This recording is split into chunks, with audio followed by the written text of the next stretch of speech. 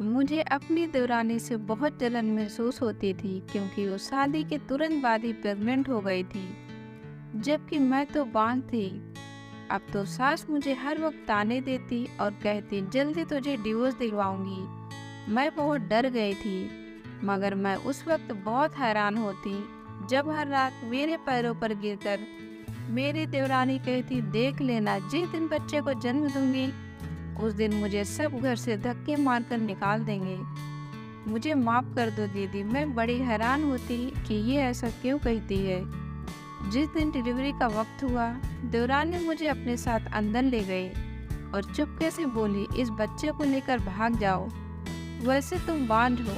मैं बहुत खुश थी और फौरन बच्चे को लेकर भाग गई। जैसे ही दूध पिलाने के लिए मैंने उस बच्चे से कपड़ा हटाया तो मेरे होश उड़ गए, क्योंकि वह बच्चा नहीं बल्कि पति का बड़ा। जिंदगी फूलों से सजी नहीं होती है, हर इंसान का इम्तिहान होता है, मगर ना जाने मेरे हिस्से में इतने इम्तिहान क्यों थे। मैंने तो सोचा था कि शादी के बाद मेरी जिंदगी खुशियों से भर जाएगी, मैं अपने ससुराल वालों पर राज करूंगी। ये खुशी भी मेरे दिल में इसलिए पैदा हुई थी क्योंकि मैं बहुत ज़्यादा सुंदर थी। हर देखने वाला मुझे सराहता था, मगर शादी के बाद मेरी ज़िंदगी में सिर्फ बदलाव आया था, जिससे कोई खुशी नहीं मिली। मेरी खूबसूरती से मेरी नंग बहुत जलती थी। इस बात का अंदाज़ा मुझे शादी के दूसरे दिन हो गया था, जब मैं सुबह नहाकर कमरे से बाहर निकली ताकि अपने पति के नाश्ता बना सकूं। मगर मुझे पता नहीं था कि मेरे न होने पर मेरी नंग मेरे कमरे में घुस जाएगी। जब मैं नाश्ता बनाकर वापस कमरे में गई तो उसने मेरे सारे सामान उलट पलट किया था। मैं हक्का बक्का खड़ी रह गई। मैं बोली नताशा ये सब क्या है। उसके चेहरे पर जरा सी भी शर्मिंदगी नहीं आई थी। वो जलकर बोली भाभी मैं वो क्रीम ढूंढ रही हूँ जिसको लगा कर आपका रंग इतना सफ़ेद हुआ है। मैं तो उसकी बात सुनकर हैरान रह गई थी। मैं बोली नताशा ये मुझसे भी पूछ सकती थी कि मेरे कमरे की तलाशी लेने की ज़रूरत थी या क्या बचपना है। मैं कोई क्रीम नहीं लगाती, मेरा रंग ऐसा ही है। नताशा मुझे घूरकर कमरे से बाहर निकल गई थी। जब मेरा पति सौरभ कमरे में आया तो मैंने उसे उसकी बहन की शिकायत की। वो कहने लगा ये सब बातें मत सोचो, मेरी बहन बड़ी जिद्दी है, उसके दिल में जो आता है वो ही करती है। सौरभ कहने लगे जी एक बात मैं तुमसे कह देता हूँ कि अगर तुम मेरे घर में रहना चाहती हो तो कभी भी भूलकर मेरी बहन के साथ बदतमीजी मत करना। मेरे पति की बात ने मेरे पैर बांध दिए थे। खैर अगले दिन मेरे नंद ने मेरे सारे काले सूट ले लिए थे और कहने लगी भाभी आप इस घर में ये रंग नहीं पहन सकती। मैं हैरान हुई और बोली क्यों, इसकी क्या वजह है। नताशा कहने लगी क्योंकि आप काले रंग में बहुत सुंदर लगती हैं, आपके सामने मेरा रंग काली स्याही लगता है। मैं तो उस लड़की की बातें सुनकर परेशान हो जाती, न जाने वो मेरा और अपना मुकाबला क्यों करती थी।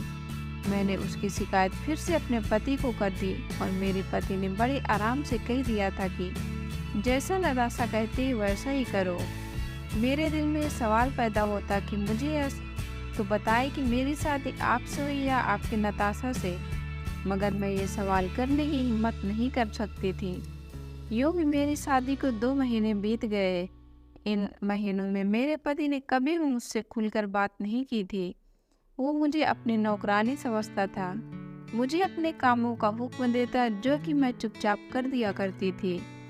मैं अक्सर सोचती क्या शादी ऐसी होती है जिनमें 2 अजनबी एक छत के नीचे रहते हैं, ज़रूरत के चलते वो काम भी आते हैं, मगर फिर भी वो सारी ज़िंदगी अजनबी रहते हैं। और 2 महीने के बाद मेरी ज़िंदगी में एक और परेशानी ने सर उठा लिया था। वो ये कि मेरी सास ने मुझसे पूछा बहू कोई खुशखबरी है। मैं उनकी बात पर बोली नहीं मम्मी जी अभी तो नहीं, इतनी जल्दी खुशखबरी की ज़रूरत भी क्या है।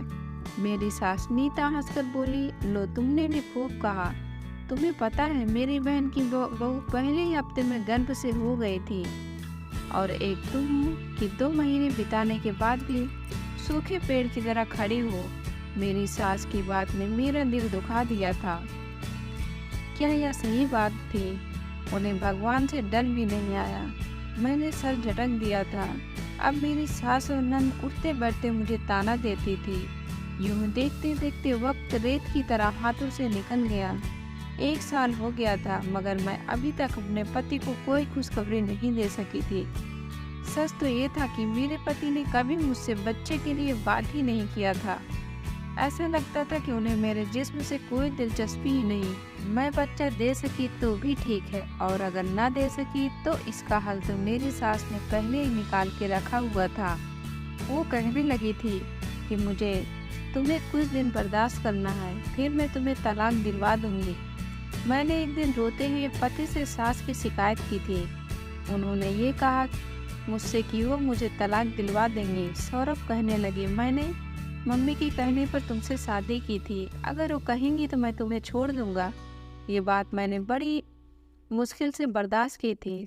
बर्दाश्त करने के अलावा मेरे पास कोई और चारा भी तो नहीं था। खैर, मेरी सास आजकल बहुत बिजी सी रहने लगी थी। वो मेरे देवर गौरव के लिए रिश्ता ढूंढ रही थी, मगर इन हालात में भी वो उठते बैठते मुझ पे तानों की बरसात करती थी।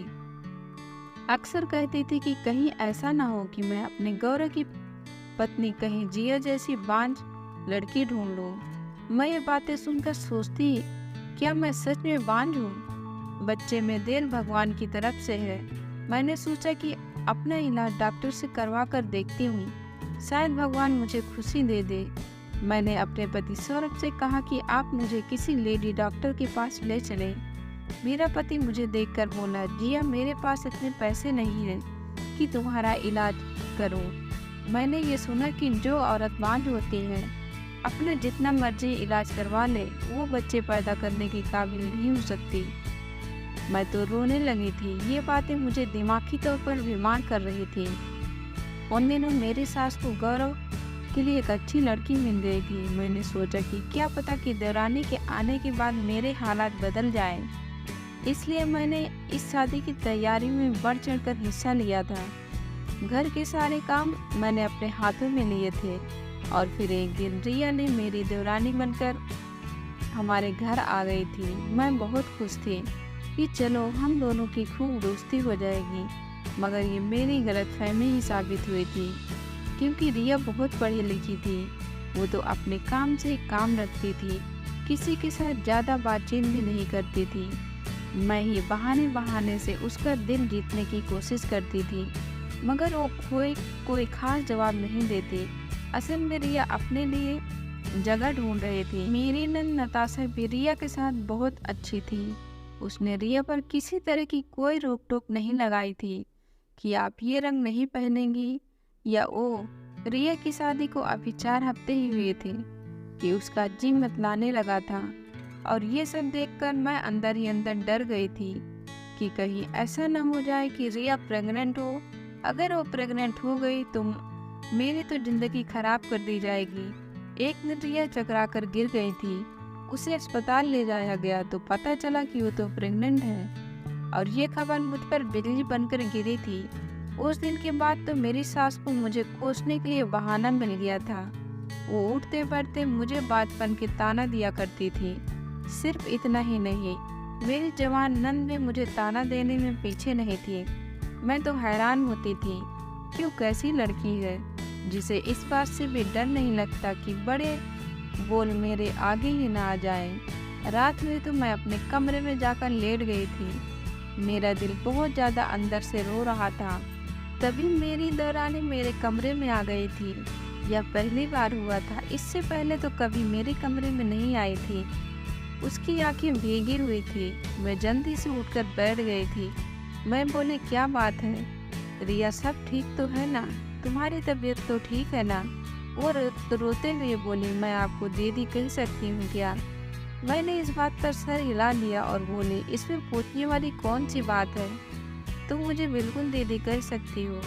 रिया कहने लगी, दीदी मैं देख रही हूँ, घर में जब से यह पता चला है कि मैं प्रेग्नेंट हूँ, तब से आपकी ज़िंदगी तंग कर दी गई है। मैं खुद को आपका दोषी समझने लगी हूँ। मैं बोली, अरे नहीं नहीं, कैसे बातें कर रही हो? बच्चे तो भगवान के हाथ में है ना। भगवान जिसे चाहे दे और जिसे चाहे ना दे। उसके साथ कोई ज़बरदस्ती तो नहीं चलती। ना तुम दिल में बिल्कुल भी ख्याल मत लाना कि तुम मेरे मुजरिम हो। उसने इधर उधर देखा और फिर धीरे से बोली, दीदी आपको एक बात बताऊं, ये लोग अभी मेरे प्रेग्नेंट होने पर खुश हो रहे हैं। जिस दिन मैं बच्चा दे दूंगी, यही लोग मुझे धक्के देकर इस घर से निकाल देंगे। मैं परेशान हो गई और बोली, बुरी बात है, भगवान ना करे कभी तुम पर ऐसा दिन आए। भगवान सब अच्छा करेंगे।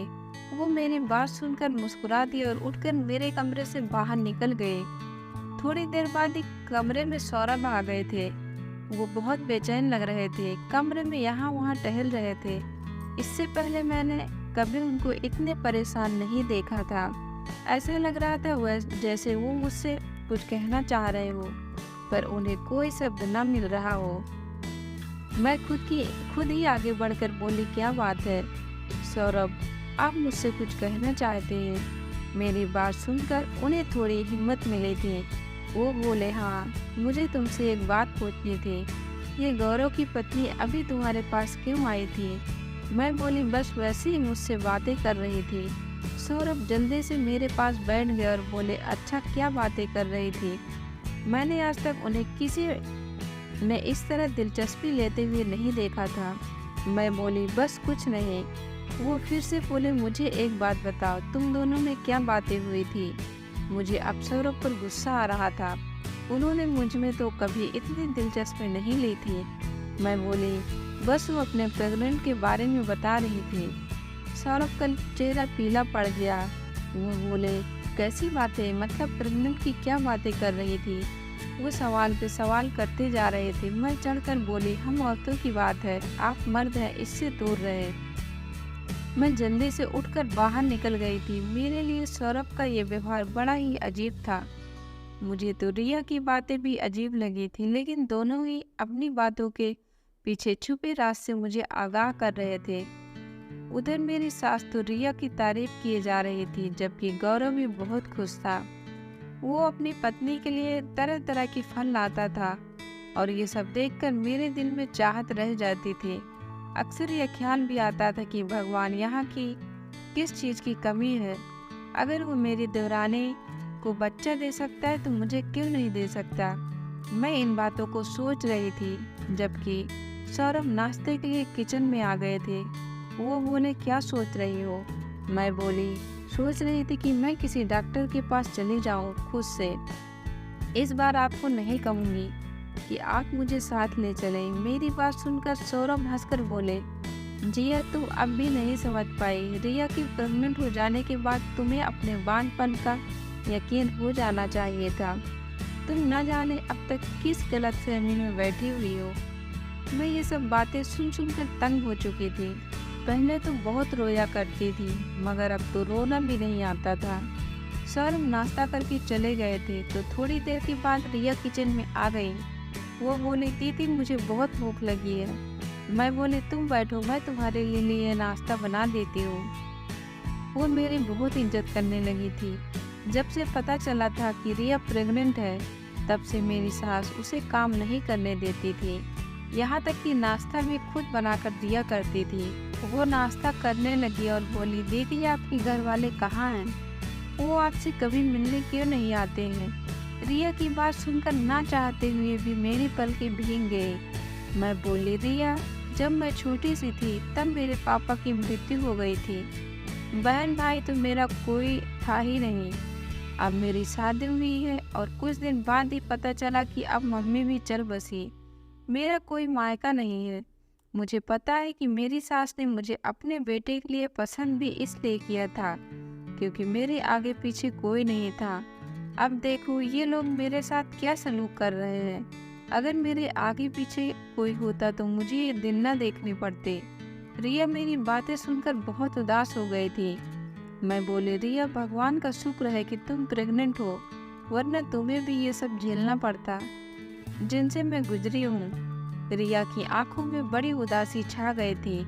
वो बोली, क्या हुआ?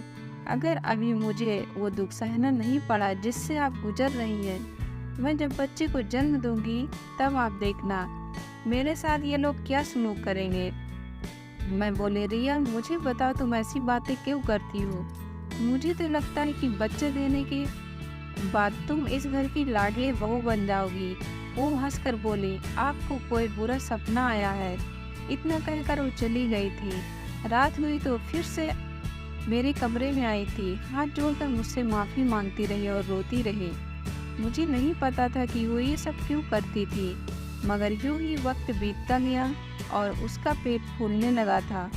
उसकी डिलीवरी के दिन जो पास आते जा रहे थे तो बहुत ज़्यादा परेशान रहने लगी थी। एक दिन सुबह से उसकी हालत बड़ी ख़राब थी। तभी देवरानी अपने कमरे में चली गई। उसने कमरे को अंदर से कुंडी लगा दी। उसकी तकलीफ से भरी आहों की आवाज़ बाहर सुनाई दे रही थी। ऐसा लगता था जैसे कि वो किसी सच की बात से गुजर रही है। मेरी सास तो तड़प उठी थी, दरवाज़ा बजाने लगी थी कि बहू दरवाज़ा खोलो, तुम्हें डॉक्टर के पास ले चले। पर रिया बोली, नहीं मम्मी, मैं अपनी डिलीवरी खुद ही करूँगी। उसकी यह बात सुनकर मेरी सास तड़प उठी थी। कहने लगी, ये कैसा बचपना और जिद है, ऐसा न हो कि हमें अपने वारिस को खो दे। फिर मेरी सास बोली, अच्छा चलो मैं किसी दाई को बुला देती हूँ।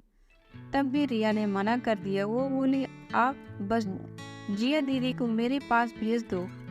मैं बड़ी परेशान हो गई थी क्योंकि मुझे इस बारे में कुछ समझ बूझ नहीं थी। मैं किस तरह रिया की मदद कर सकती थी। मेरी सास ने मुझे ज़बरदस्ती अंदर भेज दिया। मैं अंदर गई तो मेरे होश उड़ गए।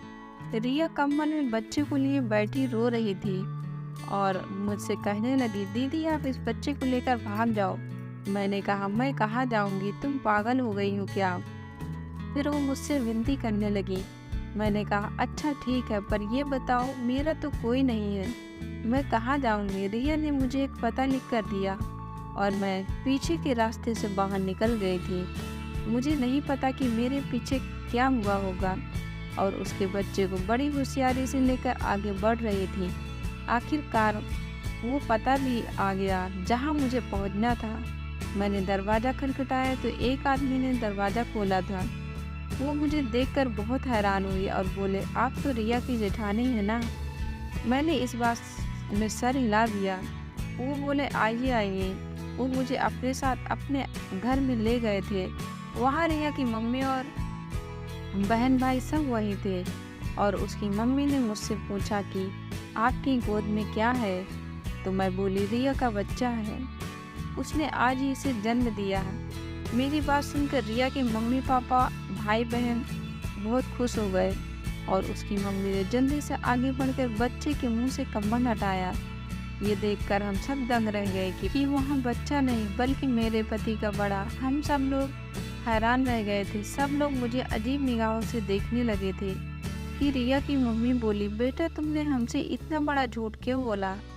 मैं रोने लगी थी। मैं बोली, नहीं आंटी, मैंने आपको कोई झूठ नहीं बोला, बल्कि ऐसा मजाक तो मेरे साथ रिया ने किया है।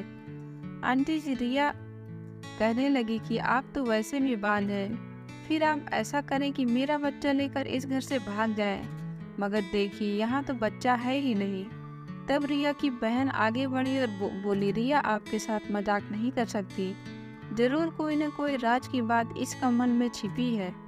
इस कम्बल में बच्चा नहीं है तो क्या हुआ? आपके पति के नाम की डॉक्टर रिपोर्ट तो है ना? मैं मायूस हो गई थी। मैं बोली, मुझे सौरभ की डॉक्टर रिपोर्ट क्या करना है? तब रिया की बहन ने वो फाइल मुझे पकड़ ली थी। वो अब उस फाइल को पढ़ रही थी। वो एकदम से चौंक गई थी। कहने लगी, ये देखो दीदी, मैंने कहा था ना कि रिया आपके साथ मजाक नहीं कर सकती। असल मजाक तो आपके साथ आपके पति और आपकी सास ने किया। ये देखिए, इसमें साफ साफ लिखा है कि आपका पति सौरभ कभी बाप नहीं बन सकता। दीदी बांध आप नहीं, आपका पति है। मैं ये बात सुनकर दंग रह गई थी। मैं फूट फूट कर रोने लगी थी। मैं बोली, अगर उन्हें ये सब पता था तो फिर मुझ पर जुर्म क्यों ढालते रहे? सौरभ की रिपोर्ट के नीचे गौरव की रिपोर्ट भी थी। उसमें भी यही लिखा था कि गौरव भी बांझ है। तब सब लोग चौंक गए थे और रिया की बहन बोली, दीदी रिया ने आपके साथ हालत देखकर झूठ मूठ का ड्रामा किया होगा कि वो प्रेग्नेंट है, क्योंकि वो जानती थी कि अगर वो ऐसा नहीं करती तो घर में सब उनसे भी नफरत करने लगते। रिया ने ड्रामा किया तो उसकी सास को लगा होगा कि शायद चमत्कार हो गया और मेरी बेटी की खामी दूर हो गई, जबकि वो तो उन लोगों के साथ रहकर उनका राज पता करना चाहती थी। असल राज तो यह था कि वो दोनों भाई बच्चे पैदा करने लायक ही नहीं थे। तो अब मुझे समझ में आया कि रिया क्यों कहती थी कि इन लोगों ने मुझसे बच्चा छीनकर मुझे घर से निकाल देना है। रिया के मम्मी पापा बोले हम अपनी बेटी को उन कमीनों के घर से वापस लेने जा रहे हैं। मैं बोली अंकल जी मैं भी आपके साथ चलूंगी।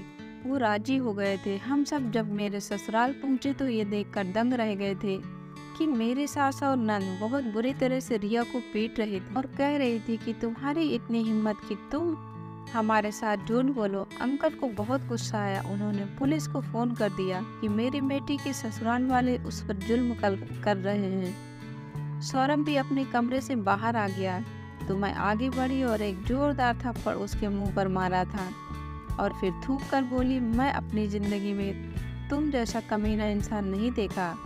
तुम मुझे भरोसे में लेकर अपनी कमी बता सकते थे, मैं तब भी तुम्हारा साथ देती, हम बच्चा गोद ले लेते, कोई दिक्कत नहीं थी। मगर तुम लोगों ने तो मेरा जीना हराम कर दिया था। तुम लोगों ने मुझे बांझ बना दिया था। मुझे फौरन तलाक दो। सौरभ ने मुझे तलाक दे दिया, मगर गौरव बोला कि मैं अपनी पत्नी को तलाक नहीं दूंगा। मैं उसे इस धोखे का मजा चखाऊंगा जिसमें उसने मुझे पिछले 9 महीने से रखा हुआ था। इतने में पुलिस आ गई थी। पुलिस ने दोनों भाइयों को अपनी पत्नियों पर जुर्म करने में गिरफ्तार कर लिया था। उसके बाद रिया के मम्मी पापा मुझे अपने साथ ले गए थे। वो कहने लगे कि आज से तुम हमारी बेटी बनकर रहोगी। रिया ने अपने पति पर तलाक का मुकदमा दर्ज कर दिया था। उसे भी अब तलाक मिल गया था। अब यूं ही हम दोनों लड़कियों की जिंदगियां रिया की समझदारी की वजह से बच गई थी और आज हम बहुत खुश हैं। अंकल ने हमारी शादी कर दी और हमारे अब 2 बच्चे भी हैं। दोस्तों आपको कहानी कैसी लगी कमेंट बॉक्स में ज़रूर बताएं और वीडियो को लाइक शेयर और चैनल को सब्सक्राइब करें। धन्यवाद दोस्तों।